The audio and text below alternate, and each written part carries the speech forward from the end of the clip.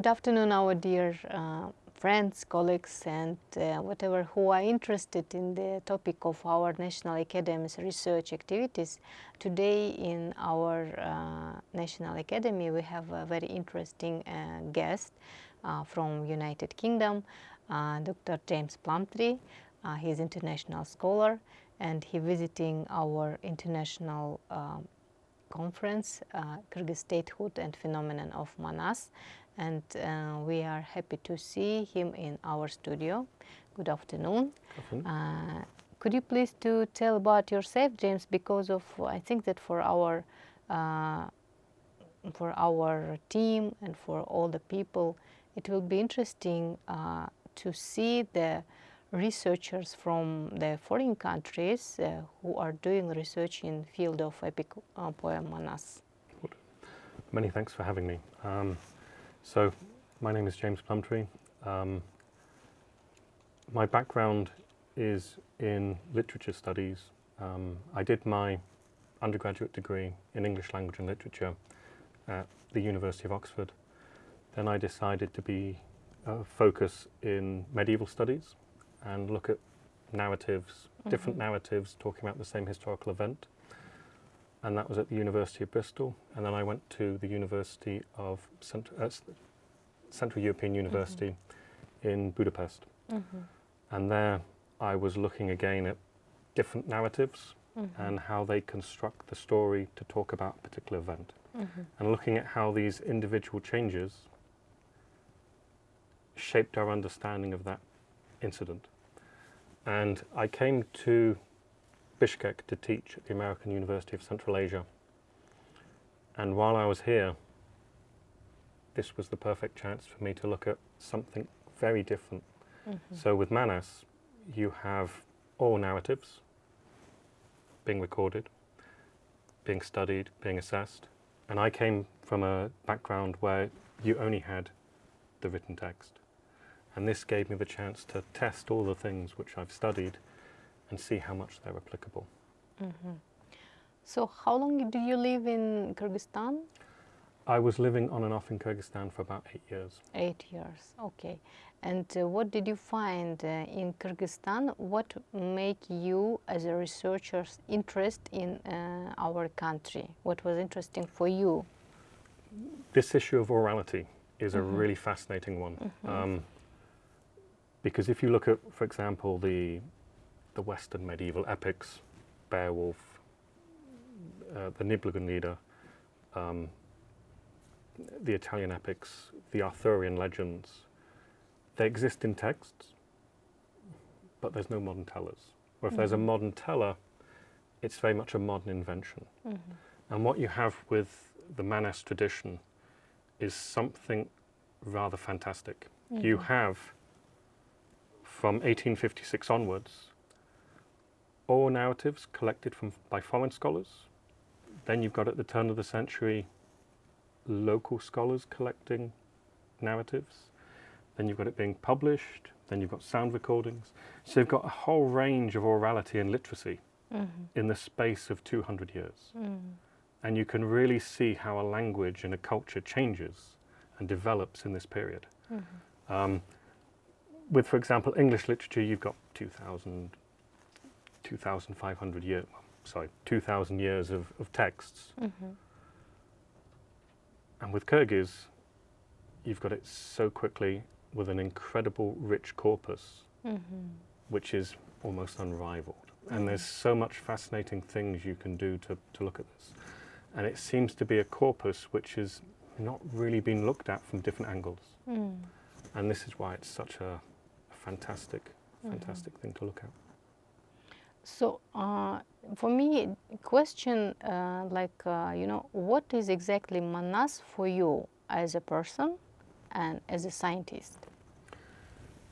So this is a really fascinating question because I think my answer is going to be very different to most people. For me it's interesting because of what foreign scholars are thinking about Manas. So, to me, Manas is a series of stories, series of narratives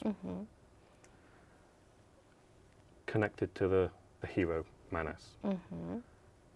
And so I see them as perhaps more less as a kind of historical fact or less of a, this is something I connect to, but I see them as stories which tell us things. I see them as enjoyments, entertainments.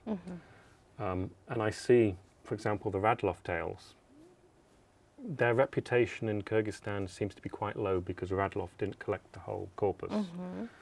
But I see some of them as fantastic stories. The Birth of Semete, I think, is one of the best tales put on writing. It's dramatic, it's full of character, it's full of emotion, highs and lows. This is a performer at the top of his craft. So I see it perhaps from that angle.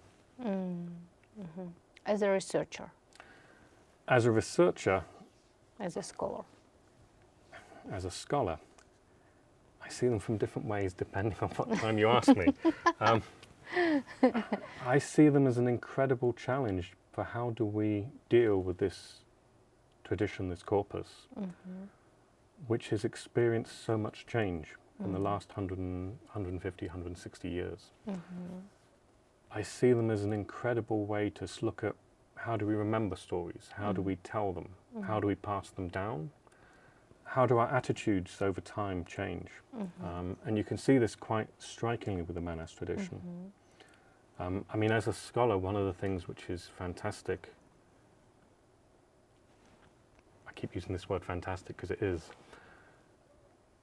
we speak of a Manas tradition, but a great American academic, Daniel Pryor, has noted that we've got Manas being told and collected by Valikhanov and Radloff. And then we've got this great surge of collection after about Erkun. And then in the middle, we've got all these Semete stories collected by Tinibek, Kenje Kara and co. Yeah? But these are all about Semete. And there seems to be, or we seem to be able to see, a change of interest in the Kyrgyz audiences about what stories interest them and what stories they consider important. And so as a scholar, you can almost see how attitudes change, perhaps in relationship to how the Kyrgyz are at that historical moment. And this is an absolutely incredible thing. If you want to look at stories and how they relate to history, society and people, Manas is great for this, and Semete is great for this. Looks like you are more like Semete than Manas story.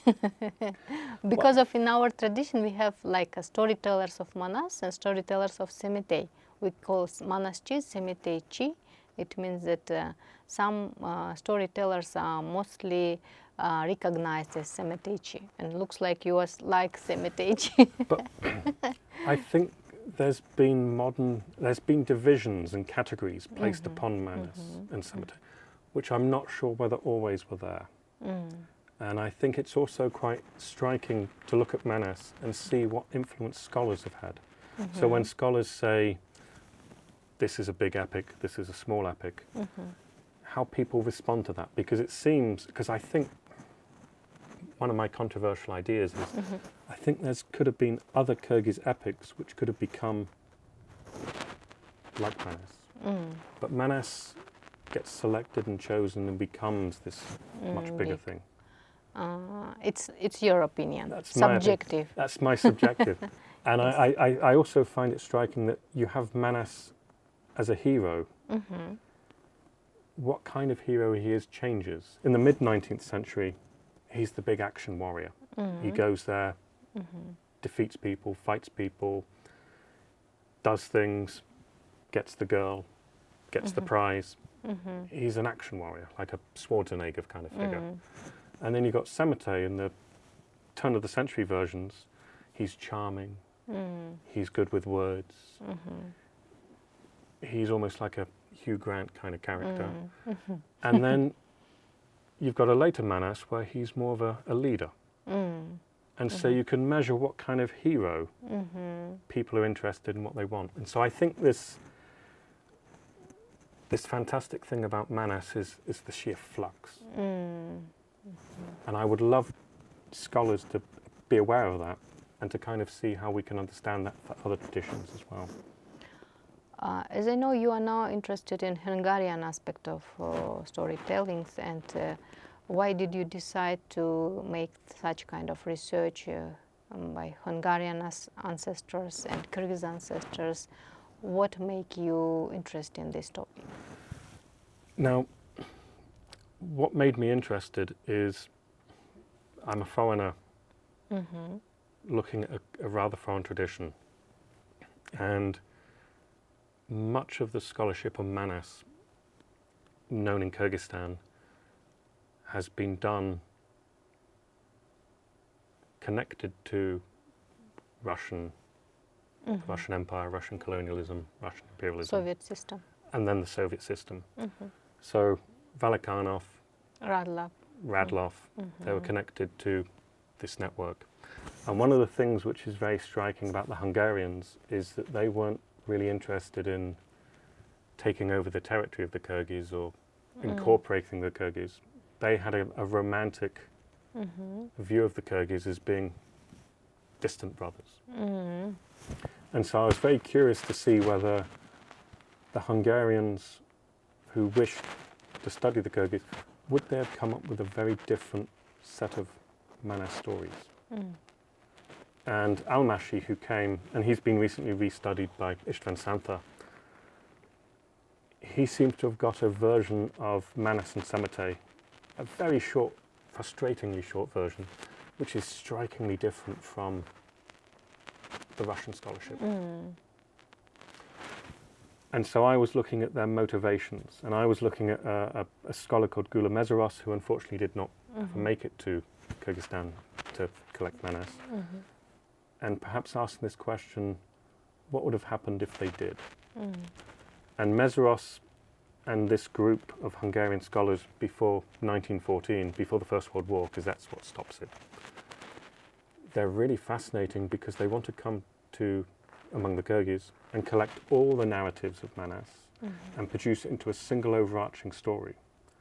And this would have been a version before Avazbakov, before Karalev, but also before the Soviets and before Erkun. So hypothetically, it's a pure speculation, but we can kind of get a sense of things. Would this have been a very different version of Manas to the versions that we have and the versions that are celebrated in Kyrgyzstan? And I think it's good to kind of look at these ones to say, what if? And that's a type of research which I think... Your PhD was about also these Hungarian aspects or different? My PhD was completely different. Completely different, okay, I see. And also the question is, what is your ancestral roots? Because of, looks like you are from UK and you are now looking for Hungarian ancestors line. Is there any like connections? Purely practical. I was in Hungary doing a PhD and then doing some work there. And I had the chance to check old Hungarian newspapers and journals on a database. And this meant I could find the material very, very quickly. And as I was in a go-between position, so UK, Kyrgyzstan, Hungary, I was in the middle. I could kind of think, well, why don't I look at this and see how it fits to Kyrgyzstan? So it was a purely chance opportunity which let me have this research. And I mean, I would like to stress that I was able to find stuff about Manas before 1914 in Hungary using this big database. I would love there to be the chance to look at how Manas appears in Kyrgyz language newspapers. And so I would love there to be projects to digitalize, conserve early newspapers, early journals, early writing, because you would be able to have this much clearer, much richer view of the Kyrgyz relationship to Manas in this time. And could you please tell about your research about Manas epic poem from 19th century? From 19th century. 19th century. So we were looking at, we were trying to plan a history of Manas for use for our students, because the university that I worked at has students from all over the world. And so for some, Manas is familiar, for some, Manas is completely unknown. And there's always this issue of how much do you understand, how much do you engage with? And so our research connected on two main things. One of them was to plot all the main historic versions of Manas, all the notable ones, and the performers, but also to put them in their historical context. So when they were performing, who they were performing, why they were performing. And this allows us to get a sense of not just Manas, but also Kyrgyz history. The second thing we were doing was we thought, well, we're in Kyrgyzstan. There's these oral poets. Why don't we try some new, interesting research? And usually in the past, when you've recorded a Manashi, you want the story. And so you sit down with a Manashi and you record them telling the story, and you usually get birth, events, death of Manas. And we thought, let's try something different. Now there's a fantastic scholarship on epics done by Milman Parry and Albert Lord, where they look at how a performer during performance creates the narrative. And to do this, what they did is they recorded the performer on different occasions and then compared the text. And so what we did is we selected two notable, respected performers, Bakhchiev and Sidakov, and we recorded them each performing the birth of Manas on 3 occasions. And then we had these texts, and then we used computer programs to compare the texts and to see how they're created. And it's a fascinating insight into how these performers use these tools, use their education, use their reading, use their relationship to previous performers to create a text in performance. And you can see them working as you look through the text. And all of our material, all our research has been made freely available online. So if you want to double check the analysis, look at it from different perspectives, it's there to do so.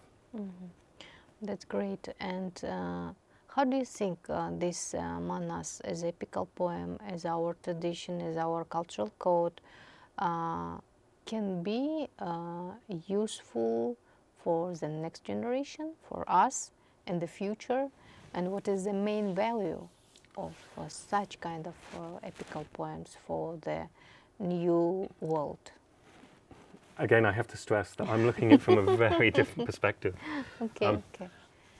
I see these texts, I see them as stories which contain moral values, moral teachings, social attitudes. And I understand that, but I look at it from a different perspective.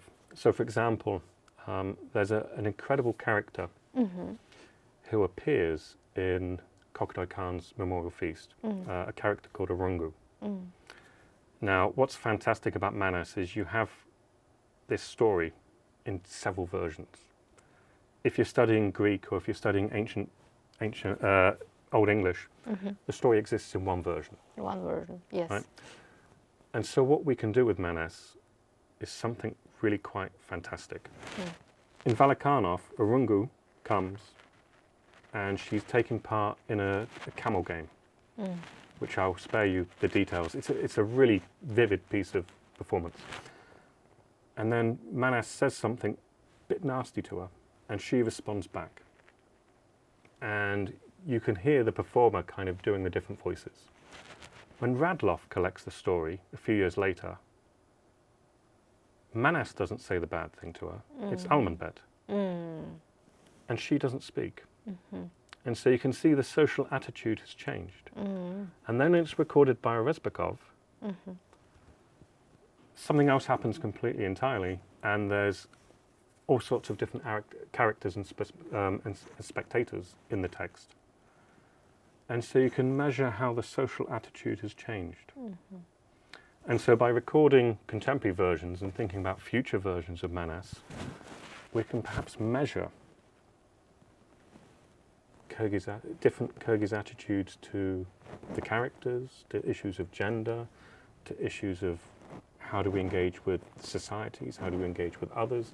There's all sorts of rich, thoughtful suggestions. Okay. So, and for the next step, what is your interest and what is your research interest for the future, for the nearest future? And is it possible to create such kind of network of scientists, researchers, scholars from different countries and to do manas and to create the science of manas? I think the next step would be to hopefully connect many scholars, and not just scholars, but anybody who's interested into re-examining and examining this tradition. One of the great things about Manas is that we have this huge corpus of material. But this is also difficult because it raises questions of how do we look at it. Another difficulty we have with Manas is that Manas in Kyrgyzstan is quite central. But it's not often looked in terms of literature or in terms of orality or in terms of social attitudes or in terms of even things like memory. And then outside of Kyrgyzstan, Manas, if it appears, it often appears on the edge of an epic syllabus or an edge of a Central Asian history text. So what would be really good is to see if we can kind of put Manas in a different position so we can look at it fresh and anew. And I hope we can have a kind of renaissance of Manas scholarship because this is a fantastically rich, a fantastically complex, and at times very, very funny, very beautiful, very moving epic narrative. Epic narratives. Okay. And what is your recommendations for the Kyrgyz scholars? And you already said that it will be better to look at Manas not only in centralized but also in different kind of aspects. And for example, as a scholar in Kyrgyzstan, and I had experience of working in different countries of the world and even in Europe, in other countries, and for me it's interesting to create kind of common scholars opportunity and to do system or structure of Manas studies, because of storytelling is one side, but I think that it is time to create a real Manas studies and Manas scholars. For that we should create some kind of Manas as a scientific object, and we should do in different perspectives, not only in literature, not only in cultural traditions, but also in different points, and then to create some kind of Manas studies project, maybe network with international scholars. And I think, connected to what you're saying there, I think what would be very good is if there could be, and this was said at your recent conference, it would be really good if there could be a collection, a coming together of all these different traditions and strands of scholarship. Because Manas in the English-speaking world has typically focused on the very early versions of Manas. In Kyrgyzstan, the focus has been on the big canonical Soviet versions. And there's recently been some interesting work being done on modern-day performers. And it would be interesting and really fascinating if we could bring all these these scholarly traditions and perspectives together and to see who's done what, because it can at times be we're talking about this material, and to bring them together would be very helpful just to see how the state of the study of Manas. Okay. And what is your wishes for our academy as an institution who is doing research and scientific and cultural and educational and also popularization mission for the team and also for our country, and how can I say? For me, it's interesting to see your opinion because of we are in Kyrgyzstan too much like paying attention for the Manas epic now, and we are beliefs. This is not only epical poem for us. This is our beliefs. This is our internal code. This is our spirit, soul, and for you as a representing other countries.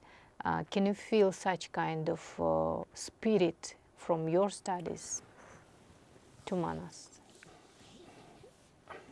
I think I have an appreciation, but I think I'm not enough Yes, yes, yeah. It's in the your area own. to be aware of that.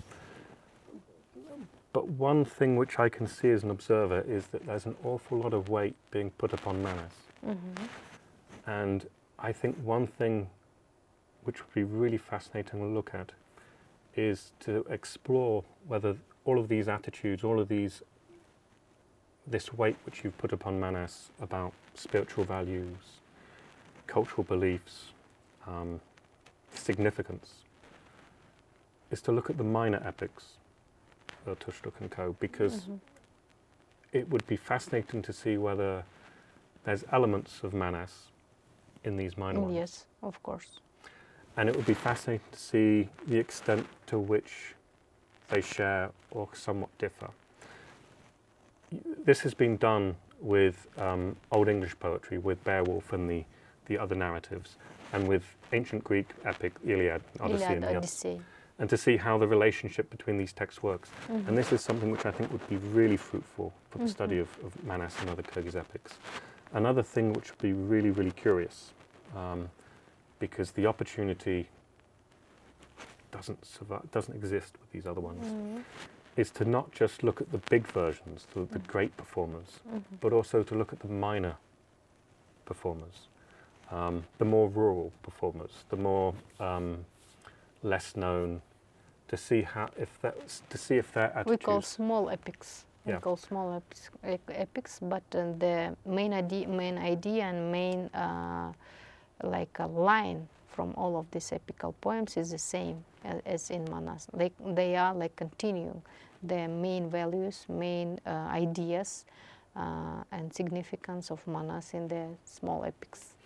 And it would be really fascinating to see as well if you can put all these versions in nice critical editions, how much print has impacted this. Because it would be really curious to see if you record someone who hasn't had much access to the printed versions, how much can we say they're influenced by the Karalev, the Erizbekov version, or is there still a kind of Manas version which is not connected to these, which is somehow existing, continuing, but hasn't been affected? And we can have a wonderful tree of influence. And this would be a fantastic finding, but it would be a huge, huge project. It's okay. Let us believe that we can create such kind of a project, and as a Manas is a great epic, and then I hope that the project will be also great, because we are like representing this huge epical poem.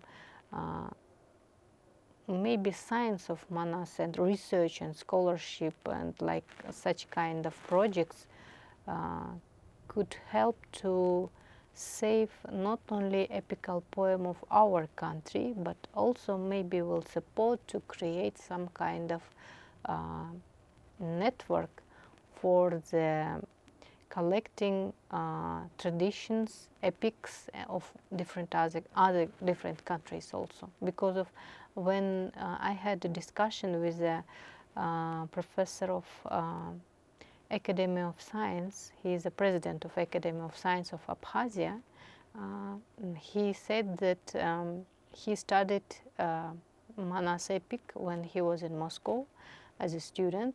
He came to Moscow, and through studying this epical poem, he got this question: why our nation, has no such kind of epical poem?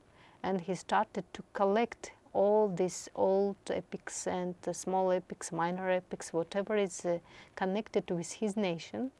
And he said that that time when I was young, this epical poem Manas helped me to create our traditions and to save this cultural heritage of our nation, our country.